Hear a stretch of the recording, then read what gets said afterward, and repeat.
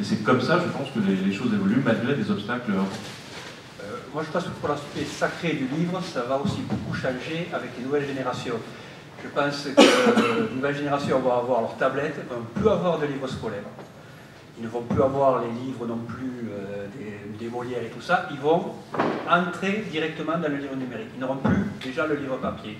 Et dans 10 ans, pour eux, le livre papier n'existera pas. Donc nous, oui, mais toutes les nouvelles générations, tous ceux qui vont arriver à 6e, où les conseillers régionaux donnent des tablettes et tout, eux n'auront plus cet aspect. Déjà, le livre scolaire ne sera plus papier. Dans quelques temps, à mon avis, il n'y aura plus de livre scolaire papier.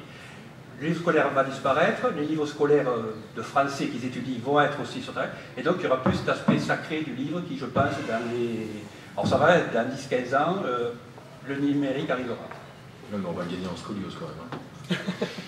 Mais écoutez, on en parlait justement, je veux dire que quand un éditeur, moi je porte des cartons de livres, si je dois porter un disque dur, c'est mieux. Hein. En scoliose. Et quand tu portes tous les cartons en tant qu'éditeur là, de mettre et tout ça, c'est là où c'est vrai que... Jérôme, oui. Des réactions sur... avant qu'on donne la parole au public. Non, mais effectivement, tout ce que dit Stéphane, pour le coup, je suis assez d'accord. Ce qui est intéressant et en même temps assez prise de tête, c'est que ça pose 1 million de questions. Donc, par exemple, typiquement, dans le cadre où le livre numérique va être de plus en plus nombreux à arriver chaque mois, il y a des questions, en fait, comment surnager dans la visibilité, avoir de la visibilité, comment faire en sorte qu'une sortie d'un livre numérique, ce soit un événement et qu'on puisse toucher les lecteurs. Ça pose aussi des problèmes en termes d'accès aux médias. Combien de journalistes aujourd'hui acceptent de lire un livre numérique? Quelle importance même ils vont mettre dans la sortie d'un livre numérique par rapport à un livre papier. On a plein de questions à régler. C'est pas la scoliose, c'est la boîte aux lettres, le problème pour les journalistes. Non, mais c'est... Perdre de l'argent. Ouais, c'est ça. Mais non, mais globalement aujourd'hui, il y a un journaliste sur 10 qui accepte de lire un livre numérique par rapport à un livre papier, et 1 sur 100 qui va accorder de l'importance à une sortie d'un inédit en numérique par rapport à un livre papier. Je donne des chiffres à n'importe pièce, j'en sais rien si c'est 1 sur 25 ou 1 sur 250, mais globalement, il y a assez peu de médias qui chroniquent ou qui font écho de sortie de livres numériques. Donc, voilà, il y a des soucis de visibilité qui vont apparaître, sachant qu'en plus, alors je vous invite à aller en discuter notamment avec Ayordal, il y a des grandes questions sur les livres indisponibles du XXe siècle qui vont être numérisés par la BNF. Il prévoit de mettre sur le marché entre 500 et 700 000 titres en 5 ans. Donc, faire un petit peu de monde et un petit peu de bruit. Mais allez en discuter avec le droit du cerf et Ayordal, il vous en parlera encore mieux que moi. Voilà, simplement je reviens aussi sur l'extrême créativité des choses, puisque en discutant de la table ronde d'aujourd'hui, on a notamment parlé du livre numérique augmenté. Il y a un très bon exemple chez Nemos qui arrive, chez Cadat, et puis il y a aussi l'expérience du légal, avec là aussi des inédits ou des reprises, là aussi des nouvelles, et avec eux aussi une visibilité de quasiment 2 ans. Donc il y a plein de choses qui se font. On va se tourner un peu vers vous, qui êtes présents avec nous. D'abord, combien sont des lecteurs de livres numériques dans le public? Et les autres, c'est quoi? Vous êtes réfractaires au livre numérique, ou c'est parce que, justement, comme le disait Stéphane, pour le moment, il n'y a pas eu la possibilité d'avoir le matériel nécessaire ou, Dans mon cas, je dirais qu'il y a plusieurs raisons. Déjà, je suis une acharnée du livre. Je dois avoir des milliers de livres entre ceux de mes parents, les miens, on ne sait plus où les mettre. Ensuite, j'adore flâner dans les librairies, et des fois, c'est la couverture qui va m'attirer. Et là, quand vous parliez de livre augmenté, il y a quelque chose qui m'est venu, c'est une suggestion. Pourquoi se contenter au niveau de l'illustrateur de la couverture dans le livre numérique? Pourquoi pas lui demander d'illustrer certains passages du livre pour lui redonner sa place dans le livre? C'est un noir et blanc. Je crois que c'est ce qu'a expliqué C'est Stéphane. attention, là aussi on rentre dans un domaine. Voilà. J'ai l'habitude d'être celui à la table qui fait cette réponse-là, parce que ça coûte de l'argent. Voilà. C'est ça. Et que si on veut, et je pense qu'on a raison de le vouloir, que le livre numérique soit moins cher que les livres papier, ça veut dire qu'il faut essayer de serrer ses coûts de production et de fabrication et ses coûts en termes de droit le plus possible. Donc ça veut dire qu'il faut arriver à mettre d'accord l'auteur, etc., tous les ayants droit sur tu vas toucher ça, parce que, et donc c'est pas beaucoup, mais le livre en même temps, l'exemplaire il est pas cher, qu'est-ce qu'on va pouvoir utiliser de ce qui a été déjà fait pour l'édition papier, mais dans le cas d'un inédit, par exemple, c'est un cas très précis, faire de la traduction inédite en e-book, pour l'instant, c'est quasiment pas possible, parce que les coûts sont tels, et les traducteurs ont raison de payer ce qu'ils sont payés, hein, mais ça fait que pour vendre un bouquin à 4,99 €, et s'il faut faire une traduction plein pot, même si le texte est relativement court, enfin ça va vite, hein, une novella, 80 000 signes, 100 000 signes, bon, voilà, c'est tout simplement impossible. Donc là, on a un frein financier. Donc voilà, la réponse à votre question, c'est qu'on peut faire plein de trucs, mais à ce moment-là, on se dit, oh, on va engager tous ces frais et on va vendre. Voilà. Moi, par exemple, pour Brajlon, le livre numérique aujourd'hui est une réussite dans la mesure où on a vendu 150 000 exemplaires en 1 an et demi, avec une moyenne de vente par titre de 150 exemplaires. Ça veut dire qu'il y en a qui ont vendu un exemplaire, et il y en a qui ont vendu 2500 exemplaires. Il y en a plus à un exemplaire que 2500. Donc, faites le calcul, 150 exemplaires fois un prix de vente 5 €, moins la part de l'auteur, moins la part du traducteur, moins la part évidemment de la plateforme de vente, on récupère en gros 60% de la plateforme de vente, ce qu'on appelle les revenus nets, et là-dessus, la plupart d'entre nous payons les auteurs et les traducteurs, etc. là-dessus, payons si on paye 25% sur le revenu net à l'auteur par exemple, si on paye 2% ou 10%, ça dépend des gens, au traducteur, ça dépend. Globalement, à l'arrivée, si on peut récupérer 1 € sur un bouquin, c'est vraiment bien. 1 € fois 150, ouais, ça paye 2 illustrations. Alors pourquoi pas? Ma deuxième réflexion par rapport à ça, ça me permet de rebondir sur la question du livre enrichi, c'est est-ce que c'est vraiment ce que les gens cherchent? Car je trouve que les initiatives de livres enrichis, qui sont finalement plutôt des œuvres multimédia, c'est le cas de Kadat, hein, voilà, sur vos bouquins de Mnemous, c'est super, mais c'est l'équivalent du beau livre ou à la limite du pop-up quand on aime les livres qui se déplient, etc. C'est super chouette, mais ce n'est pas ça qui, majoritairement, est recherché par des gens qui sont, comme vous, des lecteurs, des grands consommateurs de lecture, et qui se disent, bon, pour partir en week-end, je vais plutôt prendre, ou en vacances, je ne vais pas partir avec 25 bouquins dans ma poche, je ne peux pas, j'ai pas de place, je vais plutôt télécharger des livres numériques et je lirai ce que je voudrais, etc. Et je fais une petite réflexion par rapport à ça, parce que je la trouve très intéressante, c'est que, et d'ailleurs je pense que c'est la meilleure façon de détourner l'angoisse de l'amoureux du livre et du consommateur de lecture par rapport au livre numérique, c'est que les gens qui achètent le plus de livres numériques, ce sont évidemment les plus gros lecteurs. Parce qu'ils veulent pouvoir les télécharger, les obtenir rapidement, ils veulent pouvoir le faire n'importe où, parce que l'intérêt d'avoir un appareil de lecture en 3G par exemple, c'est pouvoir télécharger où que vous soyez du moment qu'il y a du réseau. Et quand vous regardez, par exemple aux États-Unis, qui a beaucoup d'avance sur nous, sur cette pratique, le paysage statistique des acheteurs de livres numériques, vous voyez que c'est majoritairement des femmes qui ne sont pas des intellectuels qui vivent à New York. Hein. Non, non, c'est des agricultrices, c'est des femmes qui vivent au cœur des États-Unis, dans des zones où il y a très peu de librairies. Donc, voilà, le livre numérique vient justement satisfaire des gens qui sont, comme vous, des acharnés de lecture. Moi, j'ai un exemple qui est très simple, c'est mon épouse qui doit lire un livre par jour. Qui en a comme moi, donc on en a beaucoup, qui je lui ai offert la Kindle d'Amazon, je lui ai regardé ça d'un air très sceptique, et qui au bout d'un an est totalement convaincue de ça. Pourquoi? Parce que déjà, elle lit au lit. Au lit, c'est très bien, vous pouvez regarder. Quand elle avait les gros bouquets, c'était pas possible. Quand elle veut se commander un livre, comme elle connaît les auteurs, en 10 secondes, elle a le livre le dimanche. Même si elle aime bien elle flâner, elle le l'a là. Elle peut amener en vacances dans son sac à main, elle a tous ses livres. Et elle m'a dit, c'est vrai que maintenant, au bout d'un an, eh bien, quand je relis un livre papier, c'est plus ce que c'était avant. Je suis vraiment convaincu que ça, c'est très bien. Et elle me remercie de et c'est grâce à elle, bon voilà. Mais ça, c'est une autre façon de lire. Et vous parlez de tous les livres, moi j'ai 10 000 livres, j'ai un fils qui a 25 ans qui s'en moque. Je veux dire, qu'est-ce que je vais en faire de ces 10 000 livres un jour? Bah, nous les donner. Vous les veux de suite? T'as la place? T'as un camion? Tu dois les avoir à la moitié. Non mais voilà, je veux dire, voilà, c'est pareil. Donc c'est vrai que, moi je suis un collectionneur, mais c'est vrai que là, je me suis dit, maintenant, je peux changer. Même des fois, j'enlève mes lunettes, j'agrandis le texte et je lis ça mes lunettes. Bon, ceci dit, le rapport au fait d'avoir une belle bibliothèque, de collectionner, etc., non seulement ne disparaît pas, mais à mon avis en plus est accentué par le développement du livre numérique. Pourquoi? Parce que finalement ce que le livre numérique, qui globalement n'est pas cher ou ne devrait pas être cher, va venir remplacer le plus rapidement, c'est le livre à bas prix, donc c'est le livre de poche, c'est le livre d'occasion, etc.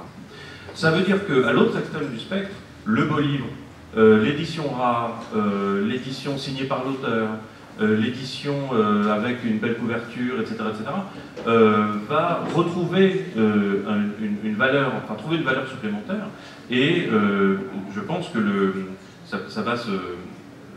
l'éventail va s'étendre, s'élargir de plus en plus, finalement, entre une lecture facile, immédiate, à bas prix, qui ne pèse rien, et la propriété ou le cadeau d'un beau livre qui a une valeur matérielle intrinsèque, au-delà de son contenu.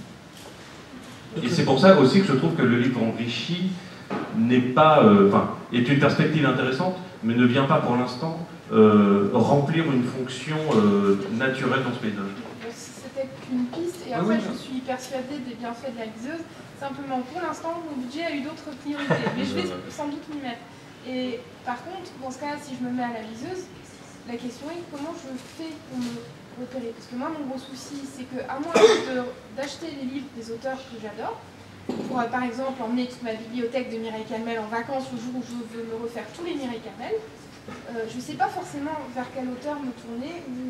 Vous allez sur le site AQSF. Hein. Exactement. Évidemment. Alors on parle de Mireille Calmel sur le site AQSF. Je pense que non, mais vous allez, voilà, c'est là. Comme je disais, c'est vendre un livre. Donc ça sera aux éditeurs à justement trouver, ou même aux libraires. Je sais pas, la question c'est quoi? C'est une 4e de couverture par exemple? Non, c'est le conseil.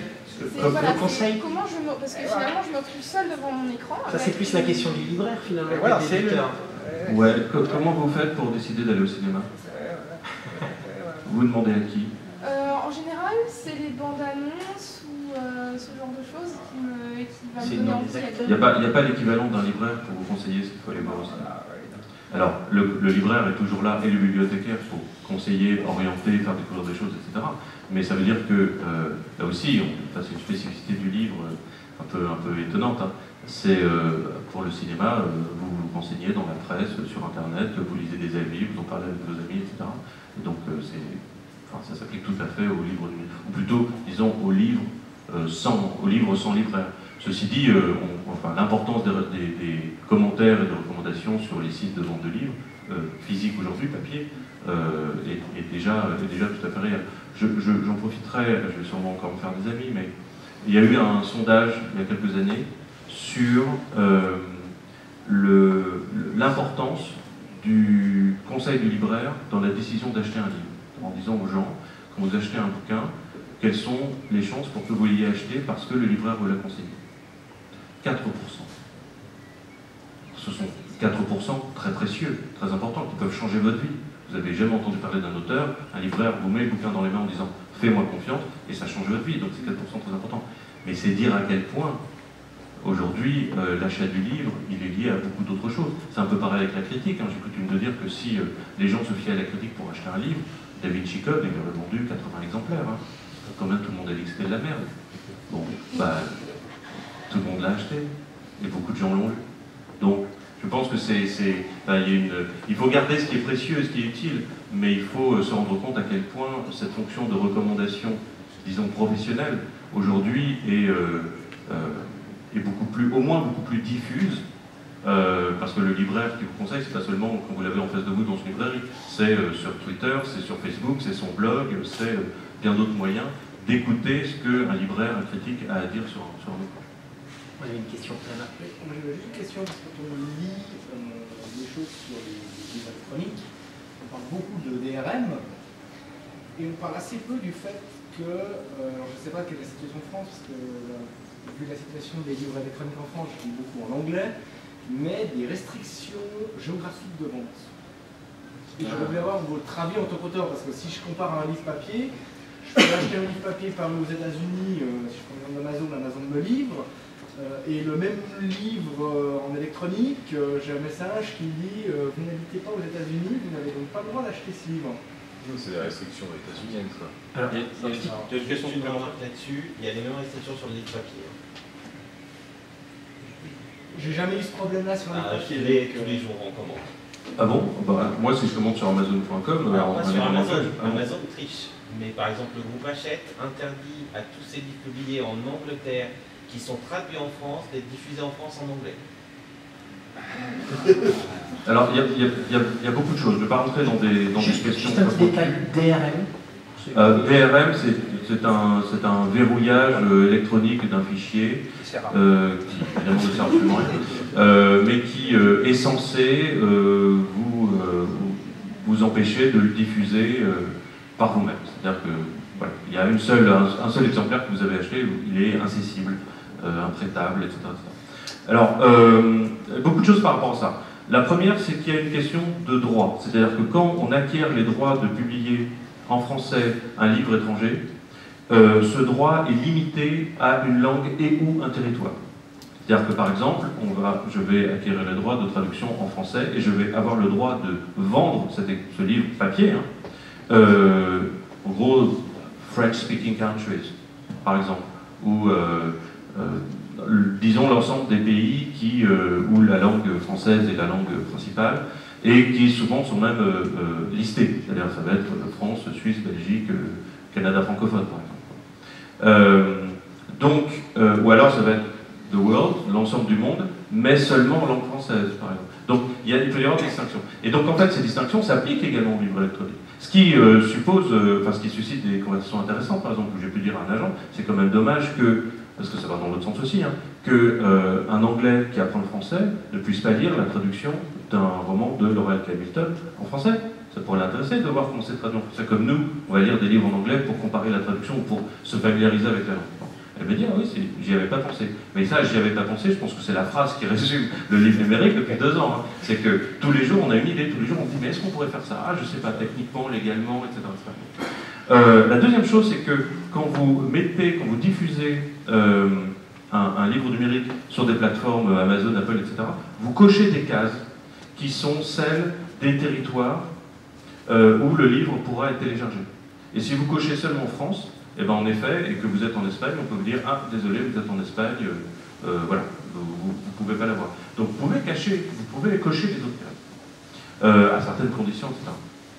Ce à quoi tu fais allusion, c'est notamment la protection du marché britannique par rapport à l'importation possible des ouvrages américains. C'est-à-dire que, évidemment, les Anglais et les Américains sont concurrents, parce que c'est la même langue, donc les éditeurs britanniques veulent pouvoir protéger leur marché, et s'ils décident de publier un ouvrage en Grande-Bretagne qui a déjà été publié aux États-Unis, ils veulent pouvoir vendre leur édition et ne pas être en concurrence, ne pas subir la concurrence des Américains. Évidemment, ce que font les Américains, et donc les libraires britanniques, c'est que les Américains exportent vers l'Europe, et grâce aux dispositions de la communauté européenne, les libraires britanniques commandent les ouvrages américains d'Europe, et ils peuvent les vendre. C'est très compliqué, voilà, il y a des sessions au syndicat national de l'édition qui n'en finissent pas sur la question, etc. Donc c'est ça aussi qui parfois rentre en ligne de compte. Je pense que, là aussi je suis très optimiste, c'est que je pense qu'au sortir d'une période de balbutiement, de tâtonnement, de questions, de quelque chose qui est très de bricolage, on finit par élaborer un paysage où on peut se mettre d'accord, on peut se dire, finalement, on pourrait essayer tout ça, peut-être qu'on se posait des fausses questions, peut-être que vraiment on s'emmerdait pour pas grand-chose. Et c'est en train d'évoluer. Nous, on a des projets de livres numériques bilingues, par exemple, de coédition avec des éditeurs étrangers, en disant, vous avez le texte original, on a la trad, ou l'inverse, Pierre Pevel, il est français, il est traduit en anglais, on peut faire quelque chose ensemble. Ça prend beaucoup de temps, et encore une fois, je pense que ça ne sera jamais une partie importante du marché, comme le livre bilingue papier. Mais ça évolue. Maintenant, la question du DRM, alors ça c'est simple, ça ne sert à rien, ça fait chier tout le monde, ça ne sert qu'aux avocats des grands groupes mondiaux à justifier leurs honoraires. Et même ces grands groupes mondiaux, des gens comme Hachette, vous avez parfois des interlocuteurs qui disent « Écoute, je suis complètement d'accord avec toi, qu'est-ce que tu veux que je te dise? J'ai pas le droit parce que c'est une disposition de groupe.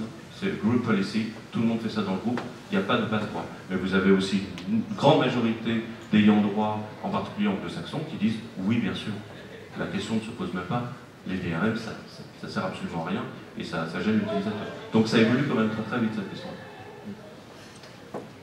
D'autres questions? Il y a un problème sur le livre électronique qu'on a vu sur d'autres supports électroniques, c'est la conservation et l'utilisation à long terme. Qu'est-ce qui garantit à un acheteur d'un livre électronique que dans 15 ans, il va pouvoir le lire? Alors, premièrement, ça passe par un SAV. Et nous, on en a un.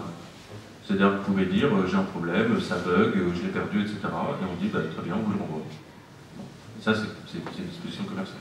Deuxièmement, techniquement, parce qu'il relève de la technologie, ça évolue beaucoup, etc. Mais je pense que là aussi, à nous de faire des mises à jour, c'est comme les logiciels, à nous de faire des mises à jour pour pouvoir dire si jamais ça ne marche plus, ou si vous achetez une autre liseuse et que ça ne passe pas sur celui-là, mais au moins on se penchera sur le problème pour vous faire un... Alors du coup, c'est du service personnalisé. Quand on vend 150 000 bouquins en un an et demi, c'est encore jouable. Le jour où on en vend 100 000 par jour, rêvons, là ça va être un peu difficile de faire du SAV personnalisé. Ceci dit, si on vend 100 000 par jour, on va gagner des sous pour embaucher des gens pour le faire. J'étais sur le principe aussi que les magnétoscopes. Je veux dire, aujourd'hui, si votre magnétoscope tombe en panne, qu'est-ce que vous faites de vos cassettes? Vous en achetez un autre? Est-ce que ça vaut le coup? Ça, c'est l'évolution technologique, ou les voitures. Je veux dire, vous avez les voitures qui marchent au super, mais il n'y a plus de super. Et c'est sûr que c'est un problème qui ne se posait pas sur le livre, justement. Voilà, il n'y a plus de super, mais on évolue. Oui, moi j'habite en Angleterre, et donc je suis un assez grand consommateur de livres électroniques, parce que évidemment c'est beaucoup plus facile, parce qu'il n'y a pas trop de librairies, de livres français évidemment. Et moi j'ai une question plutôt sur le prix du livre électronique. Alors je ne connais pas trop le monde de l'édition évidemment, mais pour moi c'est très facile de comparer le prix d'un livre anglais, et je prends l'équivalent en français, bon avec la traduction, pas forcément la traduction, mais il y a un rapport parfois de 1 à 6. Et donc j'arrive à me dire, et j'ai vu des articles aussi sur le net, qui disent que le fait que le livre électronique soit aussi cher, ça provoque aussi plein de gens qui vont aller vers le piratage. Parce que si j'ai un livre, j'ai un exemple, qui va me coûter 18 €, et que, enfin moi quand je vois, j'ai un livre en français qui peut me coûter 18 €, et à côté, je peux l'acheter